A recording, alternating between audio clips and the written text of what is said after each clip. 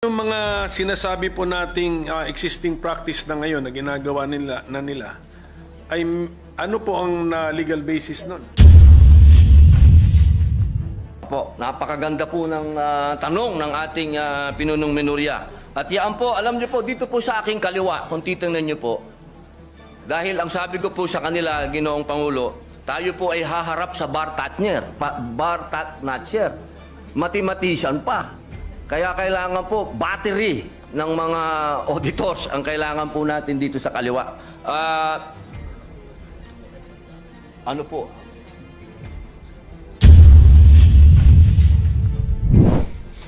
Mahal na Pangulo, maiksing manifestasyon lamang po. Opo, Please proceed. Ginoong Pangulo, matiyaga pong naghihintay ang inyong lingkod na matalakay po ang matagal na pong nabinbin. Ito pong patungkol po sa medical cannabis bill. Inaantay ko po na ito ay mapag-usapan po sa plenaryo at inaantay ko pa rin po ang aking mga kasamahan na mag-i-interpellate po dito. Nais ko lamang pong magtanong kung hanggang kailan po ako mag-aantay sa interpellasyon. Napakahalaga po sa akin ng bill na ito. I have been patiently waiting for my medical cannabis bill to be discussed in plenary, but unfortunately not one of my colleagues is prepared to interpolate this measure. Be that as it may, I will be waiting here for the availability of my colleagues to interpolate. Yun lamang po, maraming salamat po. Thank you, Senator Padilla. Yes, Minority Leader. Mr. President, the minority is always prepared. It's a matter of scheduling by the majority leader. Yes. Maraming salamat po. May we ask the Majority Leader if it is in the agenda for today? Yes, Mr. President, it's in the agenda, but we are prioritizing those measures that are already in the advanced stage, Your Honor, Mr. President. Yes, maybe we can ask our colleagues if they are ready to interpolate the measure of Senator Padilla. Maybe we can ask the members of the majority first if those who are scheduled to interpolate the bill of Senator Padilla.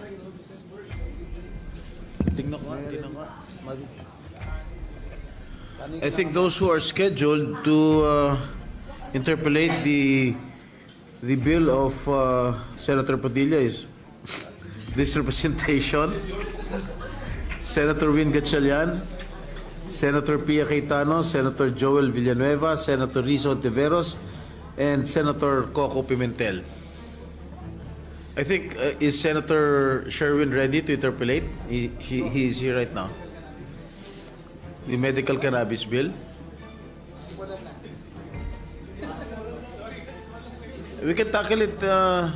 Yes, Mr. President, probably later on after we tackle some important measures, we'll talk to the members of the majority who will be ready to. Yes, we can proceed para later masimulan na po. some of our colleagues are ready to interpolate the bill of Senator Padilla. Maraming salamat po uli sa ating pinunong minorya sapagkat napakahalaga po ng panimulang salita sa usapin na ito sapagkat ito pong ating isinusulong, ito po ay bunga ng isang revolusyon na naganap sa ating bayan na ipinaglalaban po ang kaban ng bayan. Ibig pong sabihin, ito pong COA na atin pong binabanggit dito, Ginoong Pangulo, ito po ay napakahalaga ng papel nito sa ating bayan. Sapagkat kung atin pong babalikan ang kasaysayan ng ating bansa, nabuo ang revolusyon dahil sa kapabayaan, pangungurakot, pagnanakaw, lahat na po, sabihin na natin, kaya po nagbunga ng revolusyon. At kung titingnan po natin sa 1987 Constitution, napakalaki po ng papel ng COA. Ang sabi po dito sa Article 9, Constitutional Commission, ayan po letter D, Commission on Audit. Ayan po.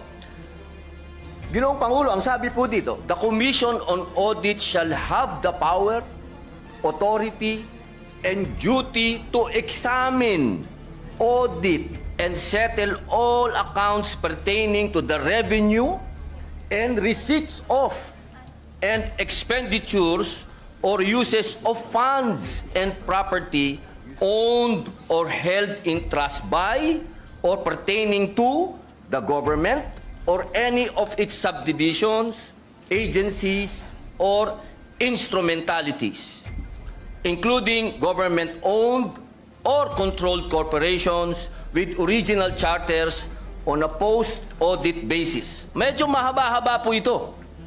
Kasi kasama po dito, pati po yung mga state colleges, lahat po ay sakop ng COA, Ginoong Pangulo. Ngayon, meron lang po tayong pinagdadaanan na, siyempre po, sa takbo po ng panahon, mahal na Pangulo, Tama ba to? hindi naman po pwede And on a post na magmula po 1987 na nagawa po itong saligang batas, ang pinakamataas na batas dito sa ating bayan, hindi po nagkakaroon ng mga hakbangin para palakasin pa ang binigay na kapangyarihan sa COA. Alam niyo po, Ginoong Pangulo, ang ating pong COA ay masasabi po natin na international na ang kanilang standard. Dahil sa amin pong mga ginawang pagdinig, ang COA po ay miyembro at palagi ang uma-attend ng mga international seminars at studies patungkol po sa pag-audit. Ang kailangan lang po natin ngayon, mga mahal kong kababayan, ay yung kapangyarihan na ibinigay po sa kanila ay palakasin natin. Hindi inuulit ko po Hindi po natin dinadagdagan. Wala po yan, bawal po yan. Ang gusto po natin, mahal na Pangulo, ay palakasin po yung mga ibinigay sa kanilang kapangyarihan. Kaya meron po dito sa ating panukala na mga bago pong probisyon. Pero ito pong mga probisyon nito, mahal na Pangulo, hindi na po ito bago. Meron pong ilan na pinapractice na, meron pong ilan na masasabi nating bago. Pero yung pong mga bago na yun, pagka atin pong pinag-usapan, ay parang hindi na rin bago. Kaya po, aking mahal na Pangulo at ang atin pong pinakamamahal din na pinunong minorya na pagka binalikan po natin ang kasaysayan, ako po ay talagang punong-puno ng kaligayahan sapagkat ang tatay po ng ating pinunong minorya at ang tatay ko po'y magkasama. Sila po'y magkasama nung panahon ng revolusyon. Kaya ito pong pinag-uusapan natin ay parang continuation po ito kung ano ang pinaglaban ng aming mga ama. Kaya ako po, mahal na Pangulo, hindi ko po sinasabing ako po'y eksperto, hindi po ako magaling sa batas. Hindi din po ako mathematician, hindi din po ako auditor. Ako po isang revolusyonaryo. Kaya ang hinihingi ko po sa aking mahal na kaibigan, sa ating pong pinunong minorya, ay maging kapartner ko po siya dito sa paglinang ng panukala na ito. Sapagkat naniniwala po ako na ang pinaglaban ng aming mga ama hanggang ngayon, ito po ang natatanging lamang panglaban ng taong bayan sa korupsyon. Ito lamang pong COA. Maraming salamat po, Ginoong Pangulo. Salamat po at marami na pong nasagot dun sa opening statement ng ating sponsor, yung ating mga concerns. Pero ito pong ating panukala ay isa po itong code. Opo. Tama po. So, ang gusto ba natin mangyari dito na lahat ng ating gustong malaman tungkol sa government auditing ay dito natin makikita at mahanap sa panukalang ito. Opo. Okay. Alam niyo po, katunayan po, mahal na Pangulo, noong nagsagawa po kami ng pagdinig, napaka eye-opener po Sapagkat marami po talaga na hindi naman nasasaad sa batas, pero kanila na po itong isinasagawa at ginagawa na po nila. Ang kailangan po natin ngayon na Ginoong Pangulo, maging batas po para mas lalo pong maging masabi pong matalim ang kanilang ipin po. Pero yung mga sinasabi po nating existing practice na ngayon na ginagawa nila ay ano po ang legal basis nun? Opo. Kasi ito ba'y, siyempre, bago nila ginawa yan, kinover muna nila sarili nila ng, ano ba tawag, circular ba? Opo, Is it circular. O, Opo. sige. Ano po ang legal basis ng Commission on Audit para sa kapangyarihan nila sa pag-issue ng circular? Opo, napakaganda po ng tanong ng ating pinunong minorya. At yan po, alam niyo po, dito po sa aking kaliwa, kung titingnan niyo po, dahil ang sabi ko po sa kanila, Ginoong Pangulo, tayo po ay haharap sa Bartat-Natcher. Mathematician pa. Kaya kailangan po, battery ng mga auditors ang kailangan po natin dito sa kaliwa. Ano po?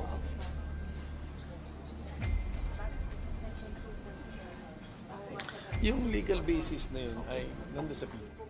Section 2 ng Konstitusyon. Opo. Dito po, sa nakalagay po sa ating konstitusyon, sa Section 2 po, ng letter D, the Commission on Audit, dito po sa Section 2, number 2, sabi po dito, the Commission shall have exclusive authority subject to the limitations in this article to define the scope of its audit and examination, establish the techniques and methods required therefore. Yun po, nasa konstitusyon po, mahal naming Pangulo, na sinasabi po dito, meron po silang karapatan na maggawa ng mga techniques, establish techniques, methods sa pangalan po ng circular. Apo. Yung susunod, mas importante rin po. Sige po, basahin ko na po. Baka kasi English baka may Tagalog kasi dito. Meron, meron kasi Kaya nga po, ang sana ating may konstitusyon Tagalog tayo. actually ay nakabandato dyan na merong Tagalog version ng ating Opo, konstitusyon. eh. Sige po, pwede po natin gamitin yun. Tagalog sana para Opo. maintindihan ng ating mga kababayan. Masyado akong spoken in dollar. Opo. Tagalog. Tuloy ko muna po sa English. Sige po. Due to insistent public demand.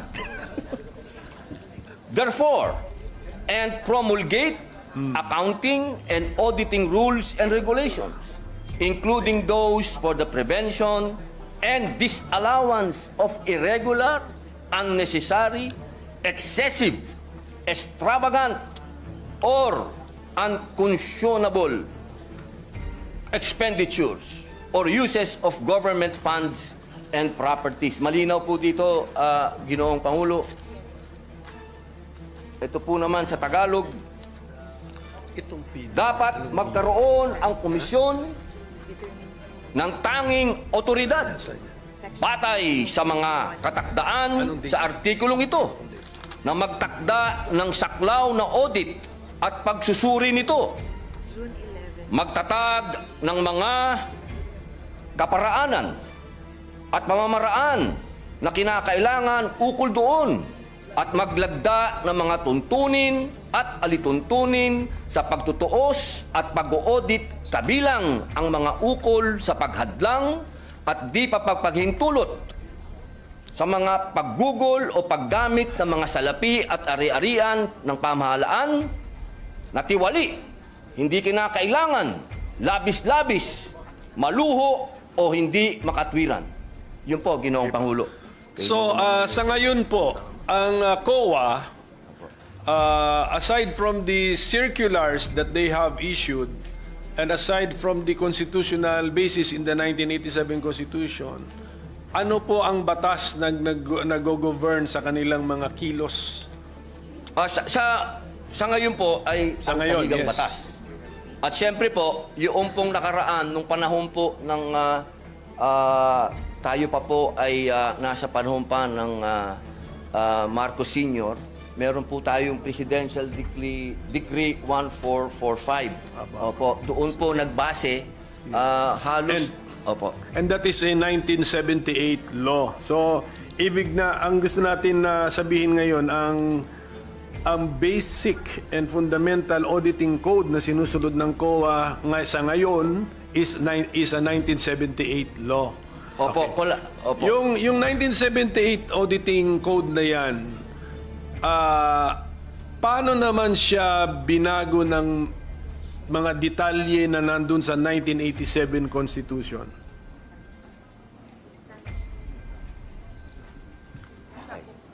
Opo.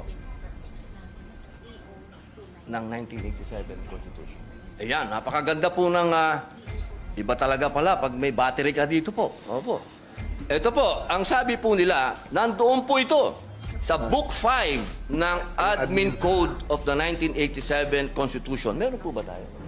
Book 5. Of the admin code. Opo, Admin Code. So, meaning to say, according to our resource persons, Book 5 of the Administrative Code of 1987 repealed, even indirectly, repealed or replaced the June 1978 Government Auditing Code? Or ano sila, complementary sila? Opo. Opo. Siya daw po ay complementary. Okay, sige. Opo, Kaya nga, ang tanong ko nga, Mr. Opo. Okay. So, ang gusto nilang sabihin sa atin is, sa ngayon, hindi naman talaga nakarely ang COA sa isang 1978 na issuance. Opo. Pati na rin sa Book 5 ng Admin Code ng 1987. Okay. Opo. Kaya po ang next tanong ko, kung medyo na-update na rin naman pala, ano po naman ang pagbabago na ating ilinagay sa ating panukala such that it is more desirable now to have this new government auditing code. Opo. Opo, pwede po natin itong isa-isahin kung ano po yung mga bagong provision. Mga bagong idea muna. May mga bago ba tayong idea o bagong approach dito sa ating panukala? Kasi kung unless sasabihin nyo po sa amin na Opo. yung circular, pinagsama-sama lang natin lahat at ginawa nating code. Ganun ba ang ginawa natin dito sa panukalang ito o hindi? Katulad po ng sinabi ko po kanina, Ginoong Pangulo, meron po kasing sa takbo po ng panahon, meron din po silang mga ginagawang pag-aaral sa abroad. Ano po? Opo. At yung mga best practices po ngayon sa abroad, gusto din po natin maisagawa. Pwede akong sumingit tungkol dyan. Opo. Ang ating bang COA chairman ay chairman ng isang international organization sa ngayon? Para pagkaalam ko, chairman ata siya ng isang international organization. So, Siya po ay member po. a member. Opo, Okay, member po automatic siya. na may member tayo. Sige po, so continue sir. Kung ano yung kung may bago bang ideya dito sa ating panukala na hindi pa captured ng Book 5 of the Admin Code and the 1978 General Auditing Code tatawag na, o Government Auditing Code, yes. Opo. Kasi po may mga kaso po din, marami din pong mga bagong na-desisyon ng Supreme Court na mga kaso po na nakakapag-define po ng mga kailangan sundin ng COA o sundin ng mga tao po. Opo. Kaya kailangan po yung mga batas na bago, ito pong ating ginagawa na mapalakas po para maisama na rin po yung mga Supreme Court rulings po na may kinalaman po sa COA at yung mga practices na rin po ngayon ng COA na ginagawa na rin po nila na maging batas po. Opo. Siguro po, Mr. President, maganda yon. Kung mabigyan lang tayo ng idea o sample ng ating sponsor, Opo. ano ang mga bagong ideya na nakuha natin sa jurisprudence na ilinagay na ngayon natin sa panukala? Ano ang mga bagong idea na nakuha natin sa ating participation sa international organizations and fora na ilinagay na rin natin ngayon sa ating panukala? So para masundan po natin yung mga bagong Opo. ideya sa ating panukala. Meron po ito, kaninang umaga, amin itong pinag-aralan. Section 27 ba yun? Sandali lang po. A minute suspension, Mr. President. Opo.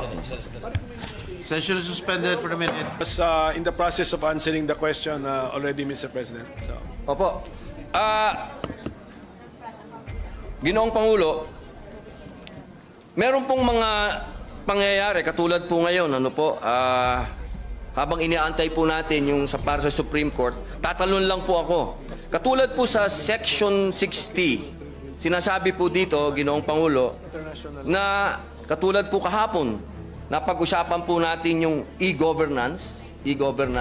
So dito po sa Section 60 ng ating panukala, nasasabi po dito, ay dinagdag po natin ang electronic transaction, katulad ng electronic documents, electronic collection, and electronic project. Ito po na rin ay pinapractice na rin po ito ng COA po sa ngayon. Yan po yung isa po na masasabi po nating malaking pagbabago. Opo, at dito naman po kanina, nagkaroon po ng kaso na dinesisyonan po ng Korte Suprema. Meron na? yes. Ito po yun, ano? Section 27, matagal na po itong pinapractice ng COA. Ito po ay patungkol sa pagbabawal sa mga private entities for rendering audit or related services to government agencies. Kailangan muna po ng COA's approval kung kukuha ng pribadong entidad para gumawa ng mga audit sa mga government agencies.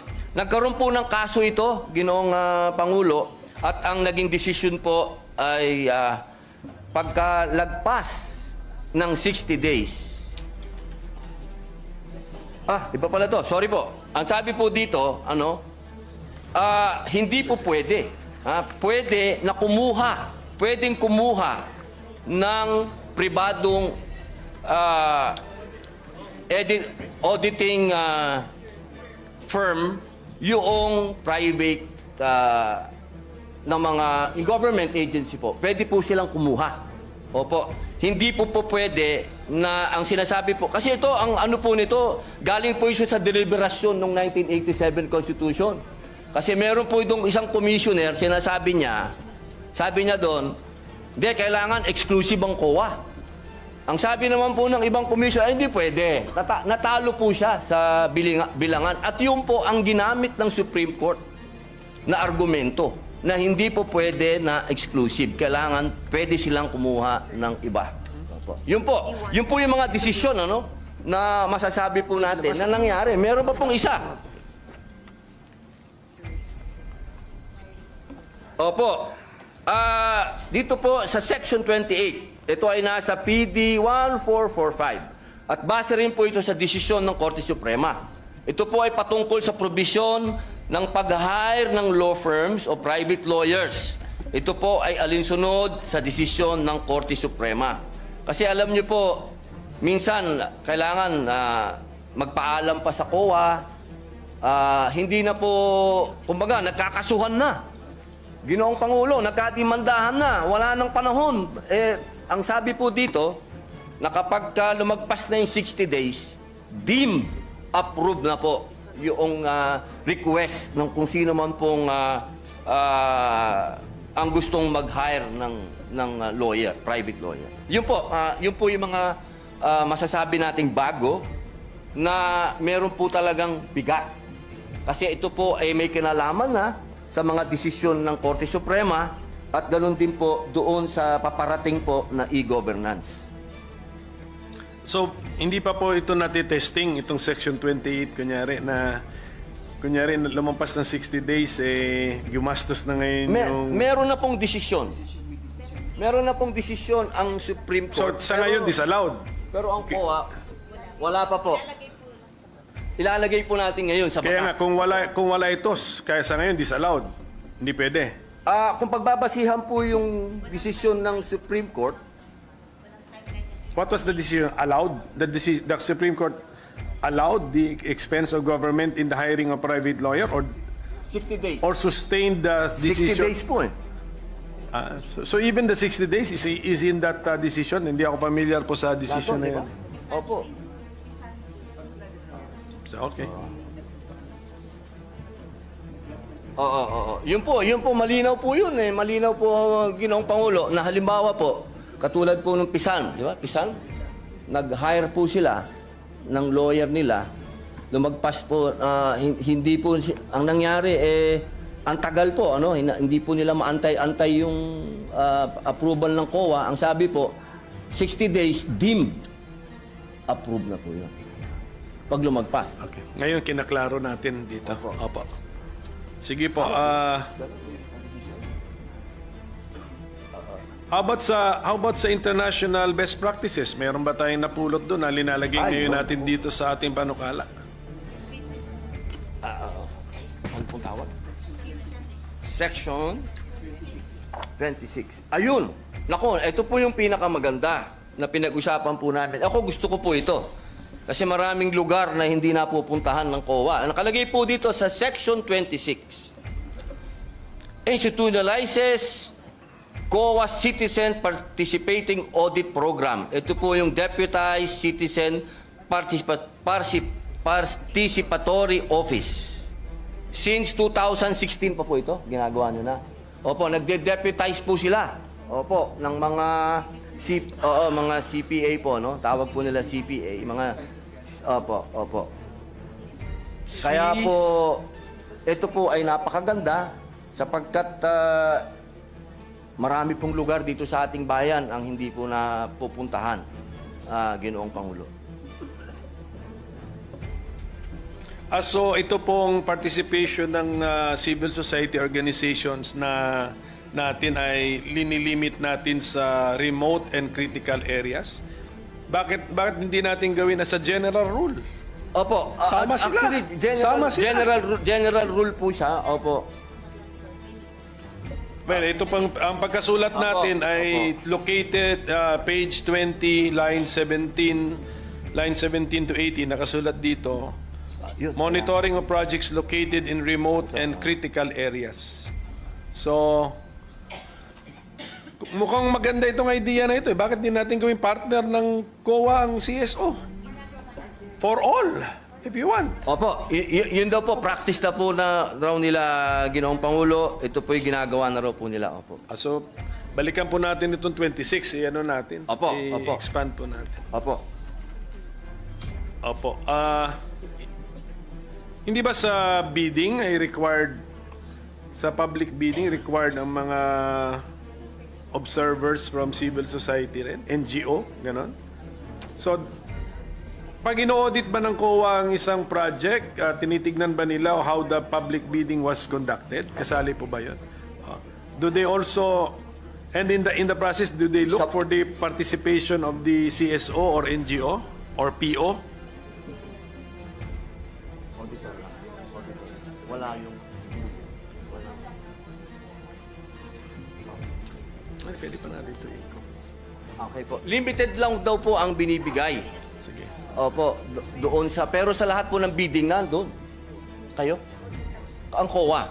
Opo, ang COA po nandun. Sa lahat po ng bidding na...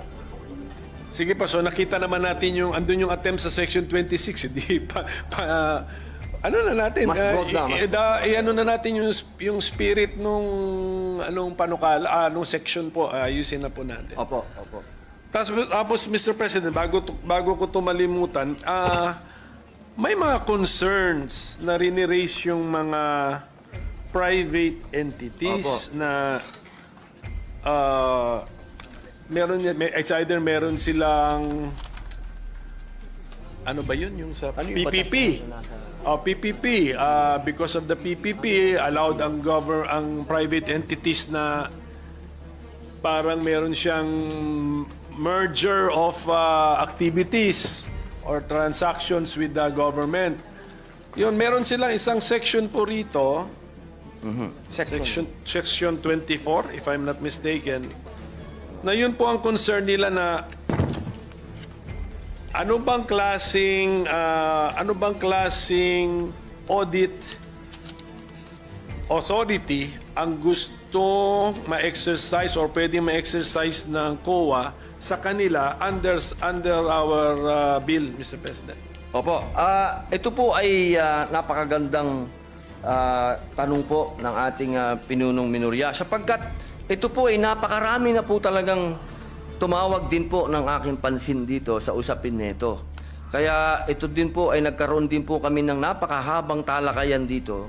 Ngunit ako din po ay nasagot ng COA sapagkat una po nilang sinabi sa akin na meron daw po talaga na tinatawag na Republic Act 11966. Ito pong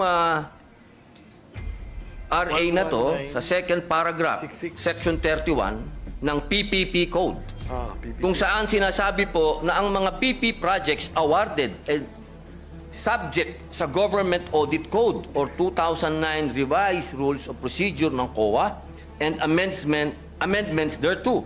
Sa provision na ito, itinakda rin the COA in consultation and coordination with the PP codes shall adopt and promulgate the necessary framework and guidelines on accounting and auditing PP projects. Kaya dito po, sa ating Section 24, maliwanag naman po dito, ito ay patungkol sa limited jurisdiction ng COA.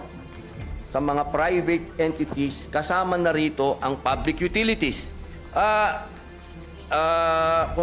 Meron po tayong mga pumasang batas na patungkol po dyan. Yung RA number 11659, ito po yung Public Service Act. Opo, na sinasabi din po na sinabi po ng korte na hindi naman to unconstitutional. So, sila po ay tatamaan po nung limited jurisdiction ng COA sa pag-audit po. Yun po ang aming pagkakaintindi, Ginoong Pinuno. Ang problema ko po, Mr. President, dito rin sa pagkasulat ng ating Section 24 na nasa page 19. Sa title ng section, Limited Jurisdiction over Private Entities. Pero pagbasahin mo yung body ng section, hindi mo naman makuha kung anong meaning ng limited jurisdiction. Kasi sinasabi rito, the Commission shall have authority to examine and audit the contracts, agreements, or dealings of private entities with the government, etc. So, the words used are examine and audit, which is the normal words, Mr. President. So, where is the limitation found, Mr. President? Okay.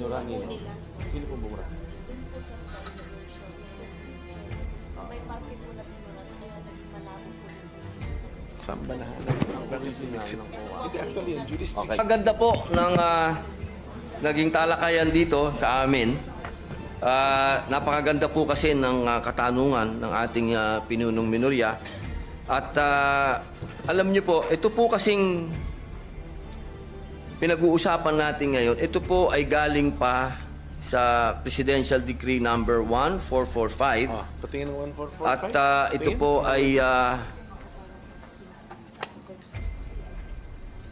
at ang amin pong napagdesisyonan, amin pong i-specify dito sa Section 24 na malinaw kung ano po yung dadaan sa audit.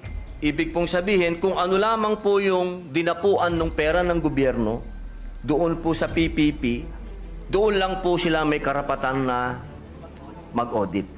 Kung saan lang po dumapo yung pera po ng gobyerno. Pero maliban po doon, wala po silang pwedeng silipin doon po patungkol doon sa private na kumpanya.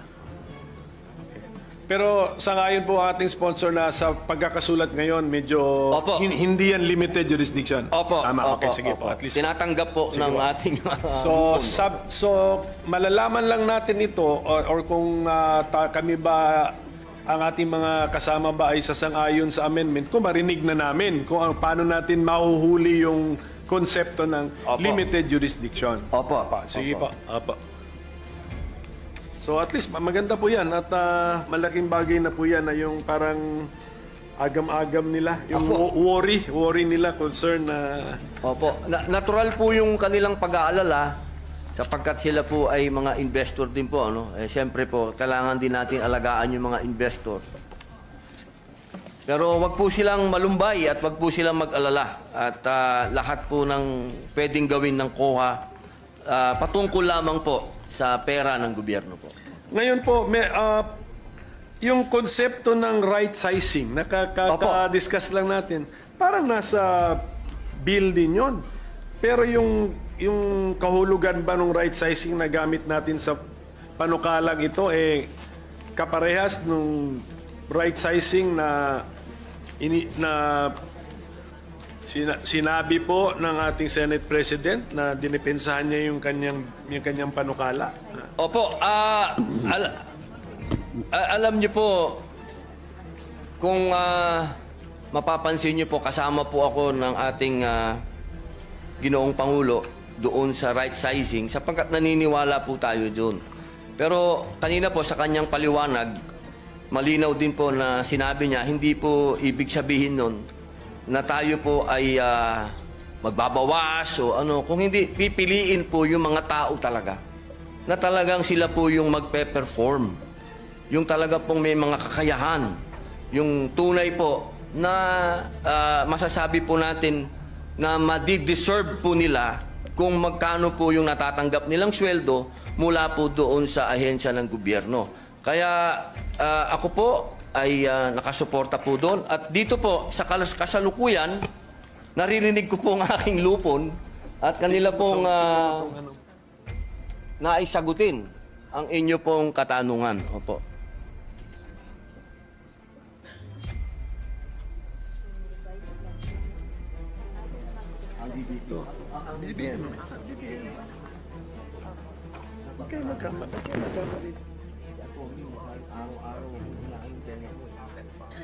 Opo. Katunayan po, Ginoong Pangulo, lahat po ng aksyon ng COA na may kinalaman po sa organisasyon po nila, ito po ay dumadaan po sa DBM. Yun, opo. Opo, ito po ay ina-approve ng DBM. Ang kanila pong tinatawag na revised plantilla. Opo. Wala po silang pagmamalabis po na ginawa patungkol po sa right size. Hindi natin binabago yon. Yung authority ng DBM na daanan ng kanilang ideya o proposal at magbigay ng approval ay nandito po sa ating panukala. I-retain natin yon. Opo. Opo. Kasi meron po akong, kunyari po nasa page 17, lines 5 to 7. 5 to 7. Yes, the commission proper may effect changes in the organization and functions of the commission as it may deem necessary in the exercise of its fiscal autonomy in order to carry out its constitutional mandate. Hindi po ba pwede itong ma-interpret? Kasi dun sa word na organization, pati function nga eh. Hindi ba pwedeng ma-interpret ito na pwede na nilang hindi hintayin ang desisyon ng DBM?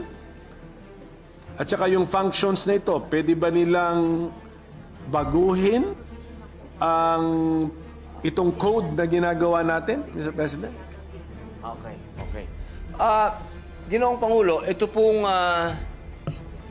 provision ng 5 to 7. Line 5 to 7. Page 17. Apo. Opo. The commission proper may effect changes in the organization and function of the commission as it may deem necessary in the exercise of its fiscal autonomy in order to carry out its constitutional mandate. Opo, yun po ang kasagutan po nila. Nasa special provision daw po ito ng GAA. Hindi, paano nga to na paano interpretation po nito? That the commission, the COA can create additional positions and not need the DBM's approval because meron silang exercise of fiscal autonomy? Opo, basta That hindi is lang po the- sila lumalagpas sa budget. Basta nandun lang po sila sa budget. Eh, paano sila nabigyan ng budget? In the first place, di ba kung kinocompute ang budget, PS, MOE, capital outlay, also. Pero lahat po yun, Ginoong Pangulo, dumadaan pa rin po sa DBM yun lahat. Opo, upon approval po ng DBM. So ang gusto natin sabihin, ito pong paragraph na ito ay nasa GAA at lumalabas yan year after year after year. Check mo. Special provision po, pwede po natin basahin. Sige po, titingnan na lang po natin. Basta, oo, kasi ayaw natin ng ayaw Opo. natin ng Doon po ba sa... sige, pakitingin na lang po yung... Opo. Doon po ba? Pati po ba sa special provision ay binanggit ang fiscal autonomy? Ito po. Tingnan natin. Opo. Aha. Page. Saan to? Page 11. Andito? Apa, hindi lang po. Minute suspension po. Standing any provision of law to the contrary and within the limits of appropriations in this act, the chairperson of the Commission on Audit, COA, is hereby authorized to formulate and implement the COA's organizational structure. B. Fix and determine the salaries, allowances, and other benefits of the COA personnel in accordance with the rates and levels authorized under RA number 6758 as amended and RA number 6686 as amended. And C. Create new positions, transfer an item, or make other adjustments in the personal services itemization whenever public interest so requires. Implementation of the foregoing shall be subject to compliance with organization, staffing, and position classification and compensation standards of the DBM. Scrap and build policy and submission to DBM of a resolution stating the changes in the organization and staffing in accordance with the foregoing standards and policy for proper documentation. Yun po, Ginoong Pangulo. Okay. Wala bang Tagalog yan? Pero alam niyo yung tanong ko po. Kung yung paragraph na yan, lines 5 to 7, Opo. ay nandun sa special provision, ang layo po nung binasa ninyo, hindi naman yung paragraph na yan eh. So siguro ang sinasabi nila sa atin, kinompress yung at linagay. Pero delikado po kasi mag-compress tayo ng ilang ideas kasi when we re-expand the compressed sentence, pwedeng iba na ulit yung conclusion natin. Iba na po. So, mukhang ang sagot sa tanong ko, hindi. Wala itong paragraph na lines 5 to 7 ay wala sa special provisions. Hindi Opo. po. Wala po. Maaari po natin kung gusto po niyo, kung gusto po at sa palagay po ng ating pinunong minorya at professor na i-adapt na lang po natin yung dati, mas maganda po yun. Hindi, ang aking point po, mag-ingat po tayo kasi sabi nga natin kanina na kino-concede ng COA na yung kanilang reorganization or any changes sa kanilang organization, lalo na sa pag-hire ng paggawa ng mga posisyon, ay kinakailangan ng approval ng DBM. Okay. Ingat lang ako dahil diyan sa paragraph na yan, mukhang pwede nating isantabi ang requirement na kailangan ng approval ng DBM. So, yan lang po.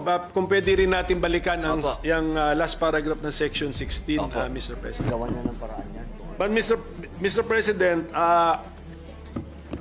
actually marami pang section dito na binimension ata ang fiscal autonomy ng COA. Pero kung pwede sa susunod na natin pag-usapan kung anong ang meaning ng fiscal autonomy, paulit-ulit na lumalabas dito sa auditing code na to. Kasi kailangan maintindihan po natin yun. Kasi meron din akong bill sa judiciary fiscal autonomy. Tama. Tapos ang CHR claims na meron silang fiscal autonomy. Na wala naman yung phrase na yun sa constitutional provisions concerning the CHR. So at this point, Mr. President, with the permission of our sponsor, if this representation can suspend his interpellation on this very important law. Alam kong very important ito, alam ko timely ito, alam ko nagmamadali tayo. We will extend our full cooperation, but unfortunately this is a code. Sa sheer length, kailangan ng talagang daanan natin ito. Pero mas importante sa importance niya Kasi buong gobyerno subject to this code, plus yung limited jurisdiction sa mga private entities na magdi-deal sa gobyerno, aabutin din sila ng code na ito. So ganun po kahalaga ito. Kaya sana maintindihan po ng ating mga resource persons na iti-testing natin yung mga ideas, yung mga new mga concepts, old concepts, i-testing natin kung relevant pa ba, applicable pa ba. Then kung yung mga new concepts, iti-testing din natin kung mag-work ba sa tunay na buhay. So that is the purpose of our interpellation. But we are the minority is supportive of this bill. Napapanahon na. If 1978 yung PD, 1987 yung Book 5 ng Admin Code, ano na po yun? I mean, 30 plus years na ang basis. Nagbago na mundo. Sige po. So, and of course, I know for a fact na very exposed ang ating mga auditors to their participation in international organizations and fora. And in fact, meron tayong mga auditors na hinahire ng UN. Tama? Tama. So, must be, ano na yun, parang, anong tawag mo nun? Parang, ano ba yun? Parang endorsement or ano ba yun? Patunay na po yun. Patunay or pagkilala sa galing at abilidad at reputasyon ng ating mga auditors. Okay? So, yun lang po yun. So, I hope they understand may konting delay but this is a necessary delay. I hope they understand. So, thank you, Mr. President, if I can suspend.